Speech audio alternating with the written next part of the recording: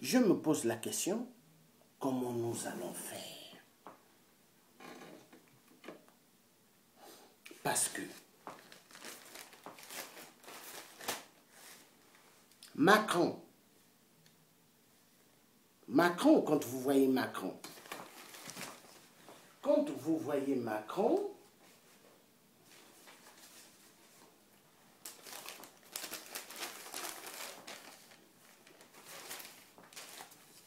c'est comme ce gros-là, ce gros qui n'aime pas le peuple congolais et le peuple africain. Ce gros-là, hein? Secrétaire du Parti socialiste, hein? Jean-Christophe Kambadeli, hein? Premier secrétaire du PC, celui qui rigolait, qui riait quand il nous voyait, nous les Congolais de Brazzaville, en train de crier devant l'Assemblée nationale. À 13 h, lui, il sortait pour aller manger. Donc, il va manger. Et tous, hein, la majorité des députés, ils sortent, ils ont un grand restaurant à côté. Donc, c'est là-bas où ils vont dépenser l'argent qu'ils arrivent à voir avec les mallettes de la France-Afrique, plus l'argent qu'ils arrivent à détourner énormément à partir du franc CFA qui est fait à Clément Ferrand. Hein? Vous voyez? Donc, quand vous regardez Macron, c'est la photocopie d'Hollande. Mais je mets la photo de Jean-Christophe Kambadeli parce que eux tous, ce sont les mêmes. Voilà. Regardez. Même visage. Vous voyez? Ce sont des gens qui ont encouragé à ce que M. 8% massacre les Congolais aux poules. Et ce sont les mêmes qui vont encore encourager M. 8% de bien massacrer les Congolais. Et c'est de là où je n'arrive pas à comprendre. Quand je regarde la diaspora congolaise, je me dis, ils ont un problème. Parce qu'au fait, eux, ils se disent que Macron va les aider. Mais Macron ne va jamais les aider. Macron ne va jamais les aider. Jamais. Et qui a fait le boulot énorme de Macron? Toujours la diaspora pourrie.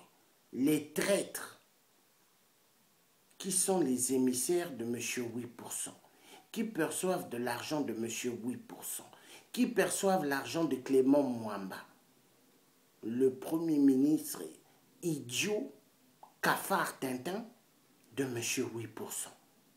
Voilà. Voilà. Donc, mes chers compatriotes, mes chers parents, nous devons sortir de l'imbécilité.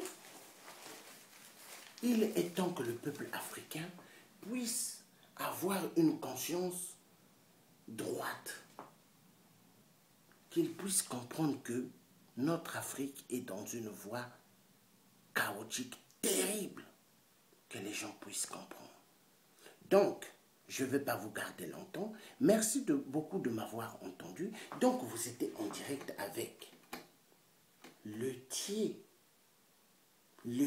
qui veut le bonheur de toute l'Afrique, qui veut voir tout enfant pauvre, qu'on on était en train d'exclure hier de l'école, que ces enfants aillent à l'école. Le Thiers qui veut voir des hôpitaux, plus d'hôpitaux construits en Afrique, plus d'universités construites en Afrique, parce qu'il faut maintenant que nous construisions des universités là où on va tout apprendre sur place à nos enfants, au lieu que les enfants voyagent pour étudier aux États-Unis et ailleurs. C'est mieux, nous construisons nos universités. Super, là où on va apprendre la technologie, là où on va apprendre les nouveaux styles de docteurs pour le futur. C'est important. Là où on va apprendre tout ce qui est maladies qui peuvent venir en Afrique pour exterminer le peuple africain et comment il faudrait se protéger. tout ça, il faut que nous ayons des universités bien construites en Afrique. Et moi, je vais proposer maintenant ceci en Afrique. Toute l'Afrique, quand l'Afrique sera libérée, il ne faut plus donner des mandats énormes à un président. Maintenant, 2 années, c'est-à-dire 1 année, le président arrive. S'il ne fait rien, on le dégage. Vous voyez, non? 2 années, on essaye de voir. Si c'est bon, le peuple dit oui, le président, il peut continuer. Vous voyez? Il faut qu'on installe ce système. Parce que plus question que des gens viennent au pouvoir et que se disent qu'ils vont rester là éternellement et massacrer le peuple africain. Plus question. Donc, je reviens. N'oubliez pas une chose. Nous avons des élections qui vont arriver le dimanche. Le dimanche est un jour où réellement les gens devront se reposer. Mais au fait, ces hommes politiques véreux, ils veulent, parce qu'ils prennent les citoyens pour des jeux de billes, des jeux de cartes. Donc pour eux, pas question que les citoyens aient un dimanche libre pour eux. Vous voyez? Donc ils veulent que nous allons voter. Donc ce week-end, s'il vous plaît, carte électorale, passeport ou carte d'identité. Est-ce que vous voyez? Maintenant, il faudrait prendre la décision entre ces deux-là, entre ces deux qui sont une grande menace de la France et de toute l'Afrique. Entre ces deux cafards qui rentreront à l'Élysée. Mais parmi ces deux cafards, si c'était bien moi le tien, j'allais voter pour Requin. Est-ce que vous voyez? Parce que ces deux-là sont une menace énorme pour nous tous, le peuple du monde. Est-ce que vous voyez? Ces deux-là sont une grande menace pour toute l'Afrique. Donc écoutez bien, tous les binationaux, ne nous faisons plus avoir. L'élection au Gabon s'est déroulée. Le peuple a élu leur président qu'ils ont voulu et non un président nommé par l'Élysée. Mais l'Élysée ont dit Ali Bongo le cafard Biafra doit rester pour mater le peuple gabonais. Est-ce que vous comprenez? Pour les intérêts de la France, Ali Bongo est resté. Donc, au Congo-Brazzaville, il y avait eu des élections. Ils ont dit Sassou peut rester. Monsieur 8%. Vous voyez? Donc, en RDC, Hippolyte Kanambe alias Kabila, le Rwandais Tutsi imposteur, que la Belgique a peur de nommer le roi belge. Hein? Un Rwandais Tutsi, le nommer roi belge, en Belgique, ils ont peur.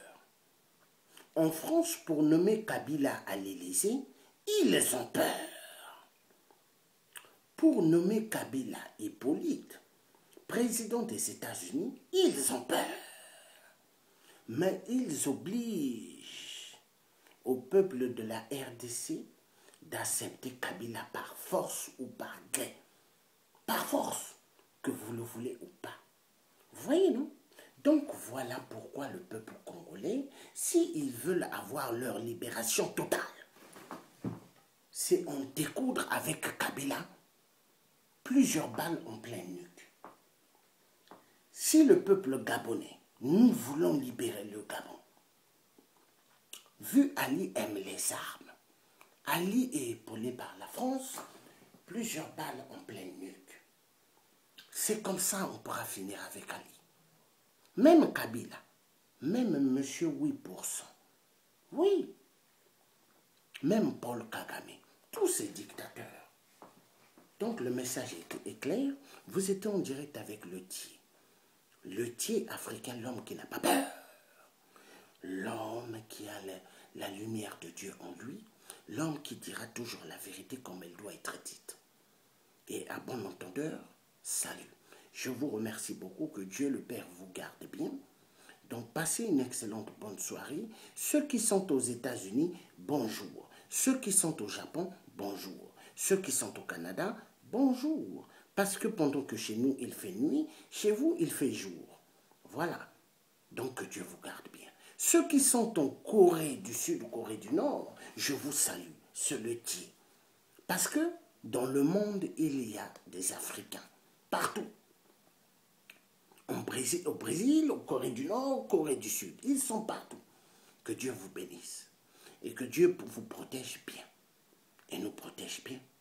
Et à bientôt. Vous étiez en direct avec le Dieu. Et le Dieu sera toujours là pour parler. Hein? Pour parler. Parce que il faut parler dans ce monde que nous vivons, le monde de la dictature. Le monde où ce que personne ne respecte rien. Et ceux qui ne respectent rien, ce sont des hommes véreux politiciens, que moi je dirais politiciens. Vous avez des musiciens qui sont des artistes, mais au fait je dirais musiciens. Parce que la majorité, ils chantent pour aveugler le peuple africain. Donc je vous parle des musiciens qui aiment faire danser nos sœurs toutes nues. Elles n'ont pas de slip en bas, mais elles dansent, elles écartent leurs jambes et les gens en bas voient tout. Vous voyez, ça c'est 666. Voilà le monde dont les musiciens qui voyagent la nuit, ils vont se rencontrer avec les présidents soi-disant africains, mais qui ne sont pas des présidents, des petits préfets.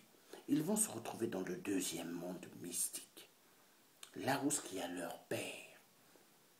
Leur père, Satan, Lucifer. Vous voyez? Donc, un jour, je ferai une émission, une vidéo en direct où je parlerai des musiciens africains. Que Dieu vous garde bien, que Dieu nous garde bien. À bientôt. Bye bye.